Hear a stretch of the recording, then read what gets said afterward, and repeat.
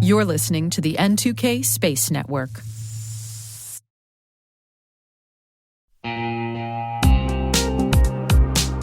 Cyber threats are evolving every second, and staying ahead is more than just a challenge, it's a necessity. That's why we're thrilled to partner with ThreatLocker, the cybersecurity solution trusted by businesses worldwide. ThreatLocker is a full suite of solutions designed to give you total control, stopping unauthorized applications, securing sensitive data, and ensuring your organization runs smoothly and securely. Visit threatlocker.com today to see how a default deny approach can keep your company safe and compliant.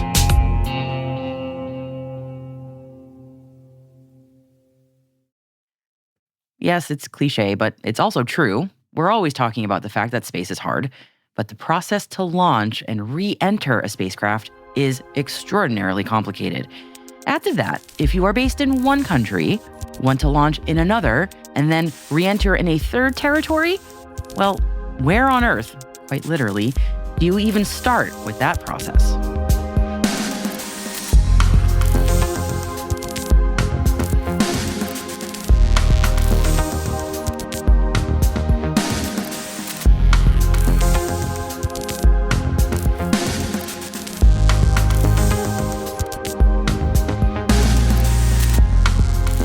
Welcome to T-Minus Deep Space from N2K Networks. I'm Maria Varmazes. European startup Atmos Space Cargo has received regulatory approvals that it needs for its first mission to demonstrate re-entry technologies. The company is based in Germany and is launching its Phoenix capsule from the United States and intends to return it in international waters. Sebastian Klaus, CEO and co-founder of Atmos Space Cargo, and Dr. Ingo Baumann, partner at BHO Legal, walk us through the process of obtaining licenses for this very complex first mission. I'm Sebastian. I'm the CEO and one of the co-founders of Atmos Space Cargo. I come from a double background. So on the one side, I'm an aerospace engineer, did my bachelor's about atmospheric reentry and a master's about startup behavior of liquid rocket engines for reusability. And the other half of my background is a defense background. So I served 14 years as an officer in the German army, was a recovery specialist in special operations, and founded the company in 2021 together with 3 co-founders. And we've grown the company to 50 employees now. What we do is re-entry technology. Specifically, we built a vehicle that we call Phoenix. And Phoenix is a 100 kilogram class payload return vehicle for things like life sciences in space and in-space manufacturing, but also defense applications. And we are launching Phoenix to space for the first time in 2 months from now, in April. It's going to launch from the US, from Florida Kennedy Space Center, and Atmos is based in Europe. Thank you for that, Sebastian. I appreciate that. And the other voice I think we'll be hearing from today, Ingo, would you mind introducing yourself as well? Yeah, Ingo Baumann. I'm partner at BHO Legal. BHO Legal is a rather small but highly specialized law firm based in Cologne, Germany. We are now 30 people overall, 20 lawyers. I'm leading our space and satellite team. My background is academic-wise from the rather famous Cologne Institute of Air and Space Law, one of the very few dedicated institutes of that kind. And before establishing the law firm, I was for 7-8 years in-house lawyer and later also manager in the German Aerospace Center, DLR. And from that background, we established the law firm. Okay.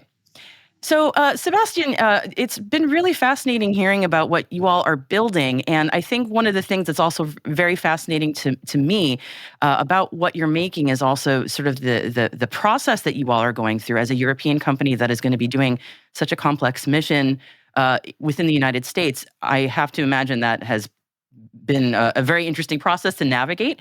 And I was wondering, why don't we maybe start with what has that been like for you all? Yeah, it is indeed very interesting.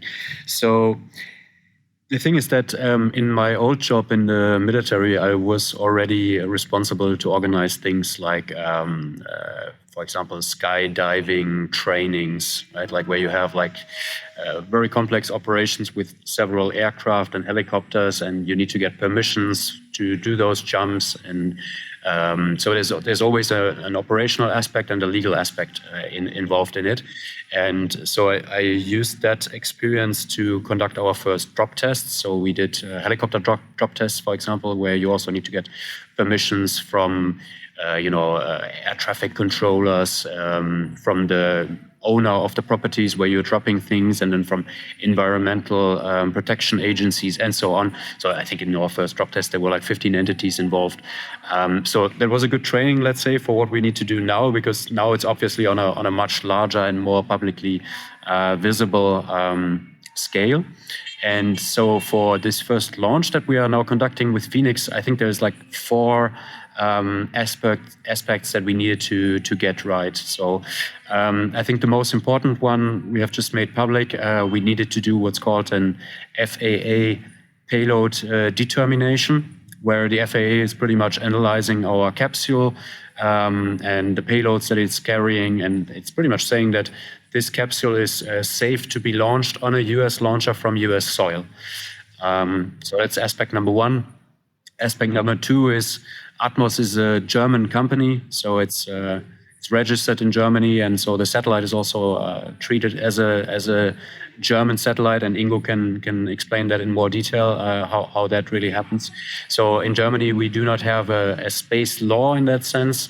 So what we needed to get was a waiver from the German Space Agency, DLR, pretty much saying that yes, Atmos is a German company and this is a German satellite. And then on top of that, of course, we needed to have our licenses for frequencies in place. So those come from the ITU, the International Telecommunication Union. And then on top of that, we need to be able to actually export the vehicle from Germany to the US. And some of those things that we export, they fall under export control. So yeah, 4 different aspects. And I think we can go into a lot of detail here together. Yeah, I was going to say each of those would be fascinating. So, Ingo, I see you're ready to contribute something. So, by all means. Yeah, well, as Sebastian shortly summarized, no? And what Atmos has done here really shows the complexity of the space industry and its regulatory and legal frameworks and how to navigate through them. No? So first, the ITU filings and the national frequency assignment that was done through the German administration, which is called Bundesnetzagentur, or short BNetzA. It's complicated as such, but is less legal. It's more a technical procedure. No? You have to fill out all these details in the forms of the ITU, send it through the administration, coordinate everything. That was a rather smooth process on that side, because also our German administration is very used to that and is also very supportive. So we had really open door, great support, also really hands-on support, how to fill out certain aspects and so on. So I think, Sebastian, you can confirm that was really a very agreeable and well-working procedure. On the other hand, on the space law side, it was, let's say, from the outset more complicated, because here we had already 2 countries, Germany and the US, and let's say an unusual payload with reentry by a new company, never flown before. So lots of firsts in that process, and in any regulatory process, first make it always more difficult. Yes, of course. People have never seen it before, so they go, okay, you're now forging a new path. What does this mean? There's no model to use. I imagine that is extremely difficult. And then add in that you're talking 2 different countries, exponentially more difficult, I must imagine. Yes, exactly. And one of the specialities, German companies are launching with SpaceX and also Rocket Lab all the time. As you know, well known, our European launcher situation has been very bad over the last months and even longer. So there was not much choice. And so every German operator wanting to launch something had to go and is still going to SpaceX. And while it's already a certain issue if you are just launching a normal satellite payload, a small satellite, etc., because on the US side things have become stricter. SpaceX is now asking for confirmation that the client has all the necessary licenses and approvals earlier, and they are also way stricter. And if you don't deliver the copies of all the licenses to their satisfaction, they simply don't launch you. In the end, mostly so far it has been managed, but there was also some situation a few months before we came where in fact a number of German customers were on some SpaceX and they were very late in bringing the necessary copies, also because Germany is a well-developed spacefaring nation with a very big and thriving industry, but has no national space law. And that is, of course, from an US perspective, is surprising. No? Everybody would expect, hey, it's Germany. While they should have a space law since a long time, there should be no issue to just send the copy of the license.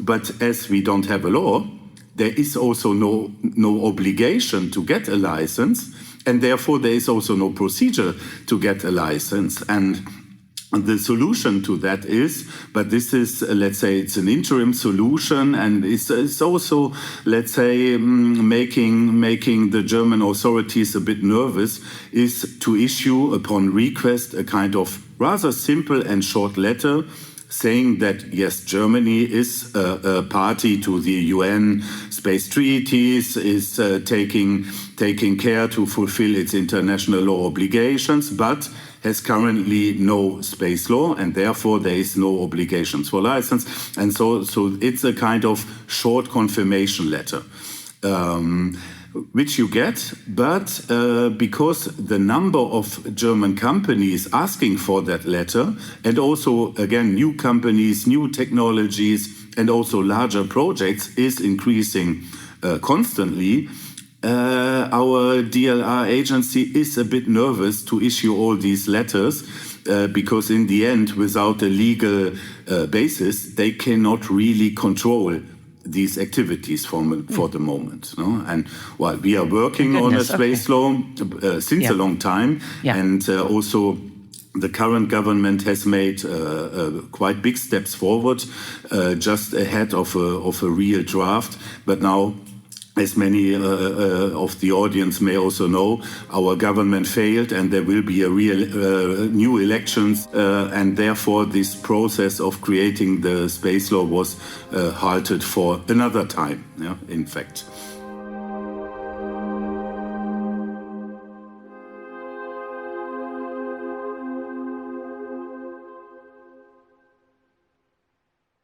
We'll be right back. And now, a message from our sponsor, Zscaler, the leader in cloud security. Enterprises have spent billions of dollars on firewalls and VPNs, yet breaches continue to rise by an 18% year-over-year increase in ransomware attacks and a $75 million record payout in 2024. These traditional security tools expand your attack surface with public-facing IPs that are exploited by bad actors more easily than ever with AI tools. It's time to rethink your security. Zscaler Zero Trust plus AI stops attackers by hiding your attack surface, making apps and IPs invisible, eliminating lateral movement, connecting users only to specific apps, not the entire network, continuously verifying every request based on identity and context, simplifying security management with AI-powered automation, and detecting threats using AI to analyze over 500 billion daily transactions. Hackers can't attack what they can't see. Protect your organization with Zscaler Zero Trust and AI. Learn more at zscaler.com/security.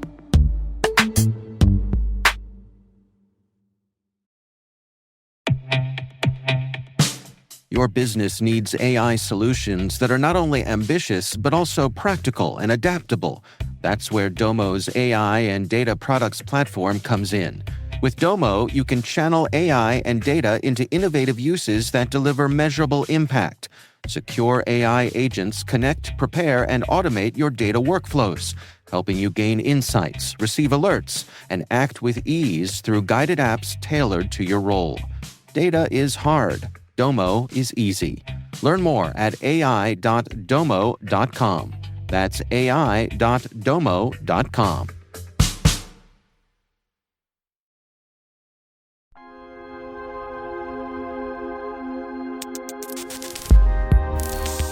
That sounds incredibly, even more complex than I think the norm, which is already extremely complex for many, per people's point of view. That is quite an ordeal there.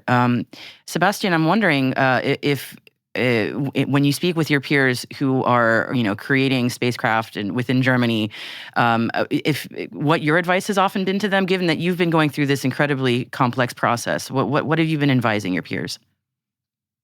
It's a very good question. I think actually, even though this is complex, the licensing for a launcher, and some of the companies that we speak to is ESA Aerospace and Rocket Factory Augsburg and High Impulse. I think the licensing for a launcher is actually still way more complex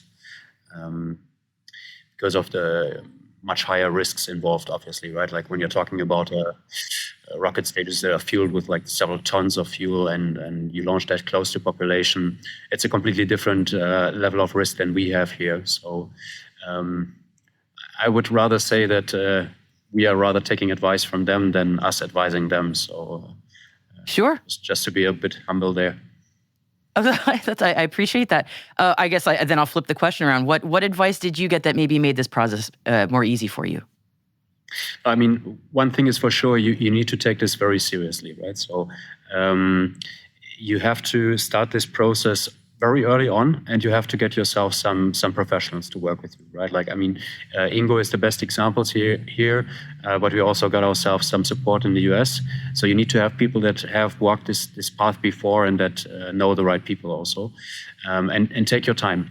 Take your time to do it right, because if you don't do it, I mean, we all saw a launch of a US company a couple of a month ago that went to space and was not allowed to come back because licenses were not in place. So you have to take this very seriously.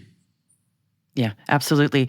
And you also had mentioned sort of the timeline. We're pretty close to launch for you all. So tell me a bit about the expected timeline and maybe what comes next. Yeah, I mean, for the first flight now, we're looking at not earlier than April for the launch. As you know, it's the space industry, right? So there have been delays on this mission, like on this rocket launch before, because one of the other payloads was not ready. It's not on our side. We cannot influence it really. So that might still happen, but not earlier than April is when we're going to launch. And, since we're talking about legal aspects here, we have actually already filed for our second flight, right? So our second flight is supposed to come back to Santa Maria, the Azores, Portugal. So in the middle of the Atlantic Ocean instead of the Indian Ocean, like on this first flight now. And speaking about taking this seriously, we filed for the reentry license already at the end of last summer. So we want to make sure that we have everything in place in time always. Fantastic. And Ingo, I think I want to ask the same, sort of a similar question that I asked Sebastian about your advice, given that you do work with a number of companies who are going through their own various versions of sort of what we've been describing here. Given the complexities, I wonder, aside from, start early, which makes a lot of sense, what else you would advise, companies that are coming to you? I think Sebastian summarized it perfectly. Yes? Start early and take it serious are the two best advices you can give. And start early, even ahead, because it takes time. Yeah, regulatory processes take time. And then you may have things like summer holidays or Christmas holidays or illness of certain people or additional questions. And as we already said, in our case, also a new company with a new payload and etc. etc. So and quite some other European companies having normal payloads, small satellites, etc. for transporter missions. They simply realized if you start preparing yourself in the last minute, you get into real trouble. You don't want to have even up to that you cannot take the launch, that you have to get off, that your mission is postponed, etc., etc. So that's really the best advice we can give. Of course, as a lawyer, I would always say take lawyers on board. And as soon as it is involving reentry, I would definitely advise to do so. If it's a normal small submission, maybe even help with some logistic companies, it can be done without. I'm not recommending, but it's possible. But if we are talking about reentry vehicles, then definitely it's more complex. And certainly, as we see more and more companies doing reentry, I imagine the needs will become more complex, but also hopefully the process will be a little more streamlined. Well, I guess fingers crossed on that. But gentlemen, thank you both so much for your time. I want to make sure I give you both the opportunity to sort of leave our audience with any final thoughts, either about what we've discussed or anything else, truly. So Sebastian, why don't I start with you?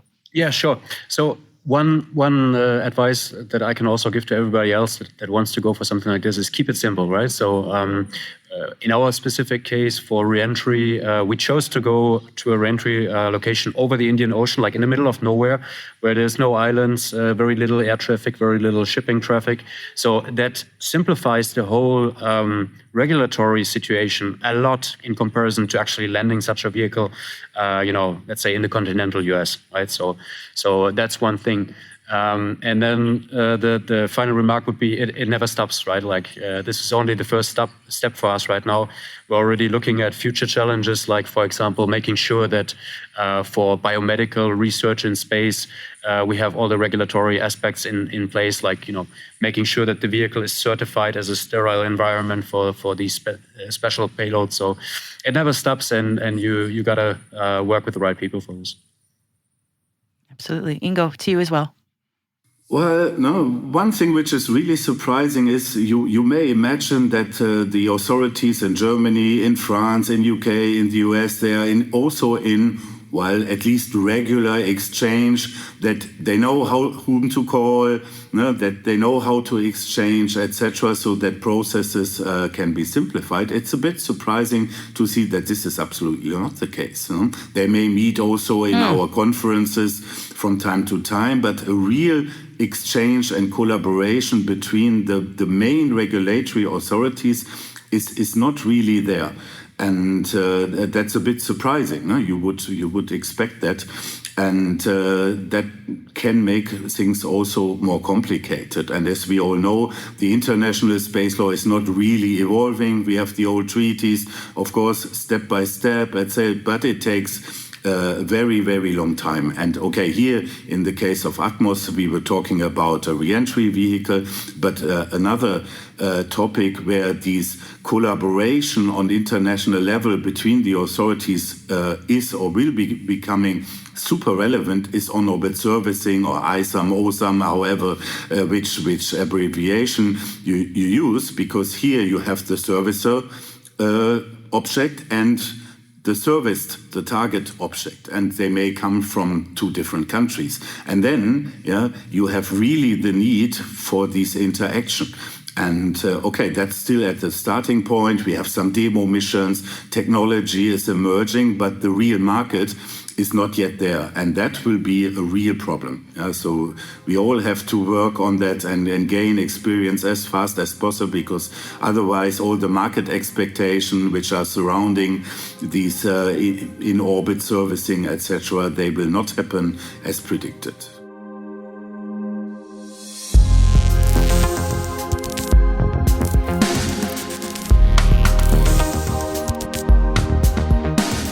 And that's it for T-Minus Deep Space, brought to you by N2K Cyberwire.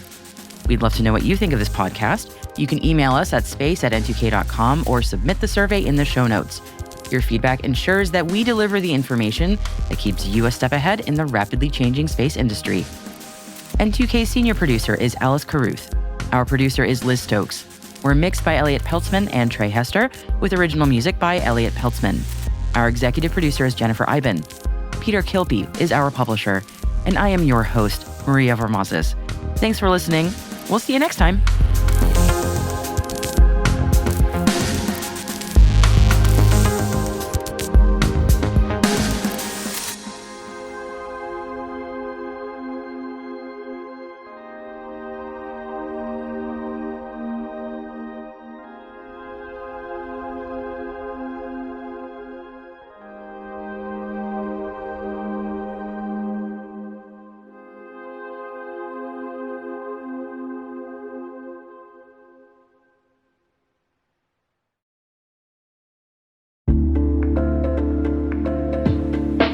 Hey everybody, Dave here. Have you ever wondered where your personal information is lurking online?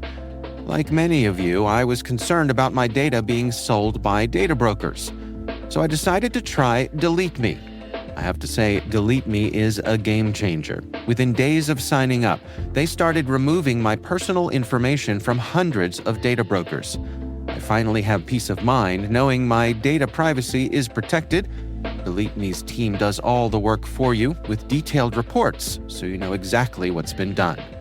Take control of your data and keep your private life private by signing up for Delete Me. Now at a special discount for our listeners. Today, get 20% off your Delete Me plan when you go to joindeleteme.com/N2K and use promo code N2K at checkout. The only way to get 20% off is to go to joindeleteme.com/N2K and enter code N2K at checkout. That's joindeleteme.com/N2K, code N2K.